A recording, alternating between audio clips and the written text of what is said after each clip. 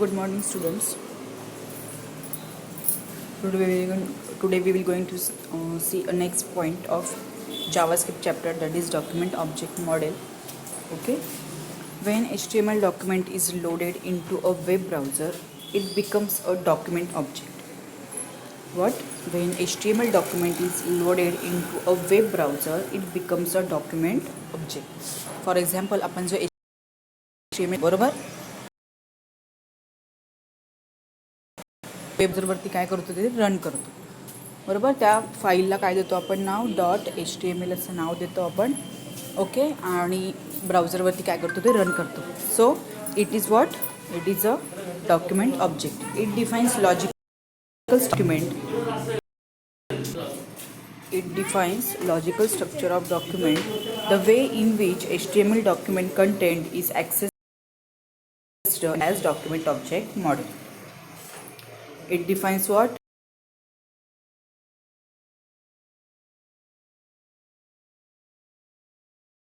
It defines and modified.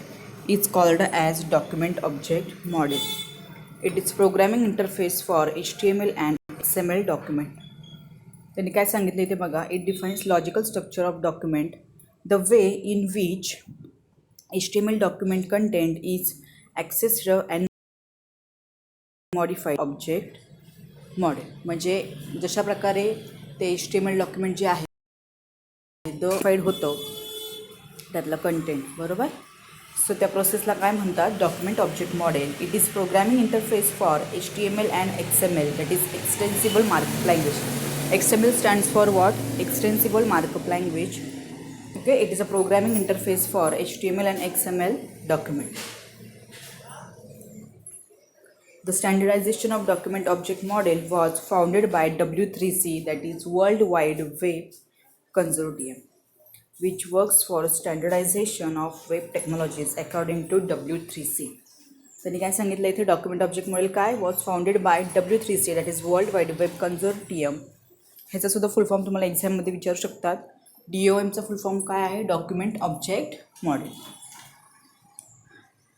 Which works for standardisation of web technologies according to W3C. The W3C document object model is a platform and language neutral interface that allows programs and scripts to dynamically access and update the content, structure and style of a document. काय त्यांनी सांगितलंय? DOM is what? It is a platform and language neutral interface that allows programs and scripts to dynamically access and update the content, structure and style of a document. Okay, ते काय करतं?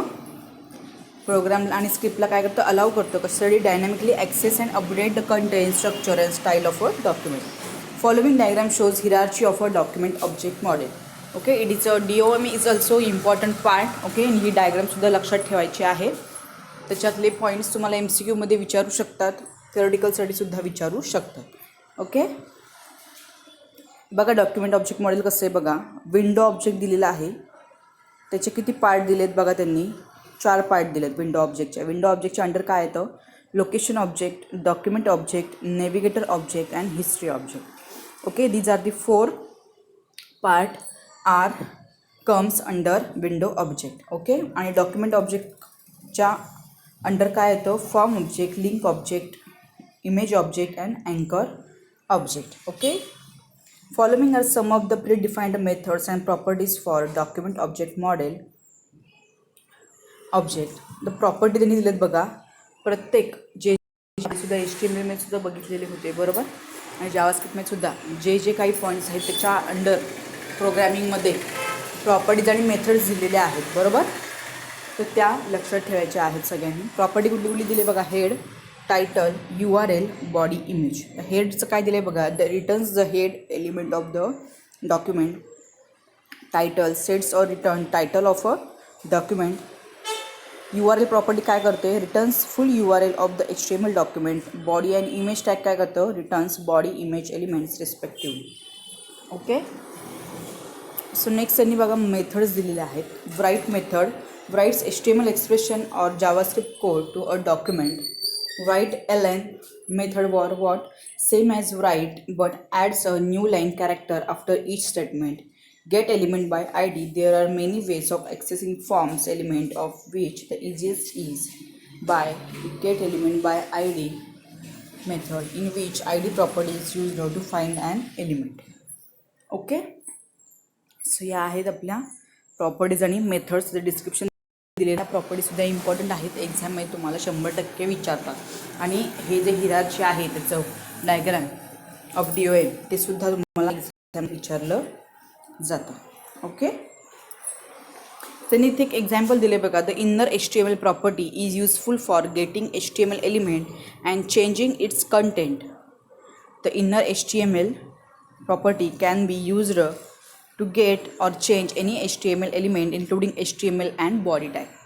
आणि काय सांगितलं, inner HTML property कशासाठी use करतात? For getting HTML element and changing it's content. HTML elements मिळवण्यासाठी आणि त्यातले काही चेंजेस कंटेंट चेंज करण्यासाठी काय करतात, इनर HTML प्रॉपर्टी यूज केली जाते. Property can be use to get or change any HTML element including HTML and body. HTML and body काय होतं ते चेंज HTML डॉक्युमेंट इन्क्लुडिंग ते चेंज करू शकतो. ओके, खाली बघा एक्झाम्पल दिलं आहे. जावास्क्रिप्टचा प्रोग्राम आहे. Function change text 3. Function name काय आहे? Change text 3. Variable style H2 style colour green. Okay, बघा कोटमध्ये सिंगल कोटमध्ये आणि डबल कोटमध्ये मेन्शन केले. Variable text equal to welcome to the HTML5 and JavaScript. Variable close style H2 document dot get element by ID para. Inner HTML equal to style plus text plus close style. Script head body style equal to background color cyan. H1 align equal to center. PID equal to para. Welcome to the site. Input type equal to button. On click change text 3 value. Click this button to change about text. H1 body HTML. बघा जेव्हा आपण हा program run करतो त्यावेळी कसं output आलं आहे बघा. Welcome to the site. Click this button to change about text.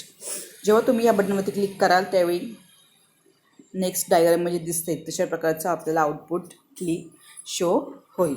Okay, so हे प्रोग्रामसुद्धा हा तुम्ही रन करा आणि ह्यातले 2-3 पॉईंट जे आहेत ते बघूयात कोणते कोणते पॉईंट ते पॉईंट स्किप करून आपण पुढचं करूया. ओके, याचा होमवर्क आहे. प्रोग्राम रन करा हा आणि सेंड करा होमवर्क.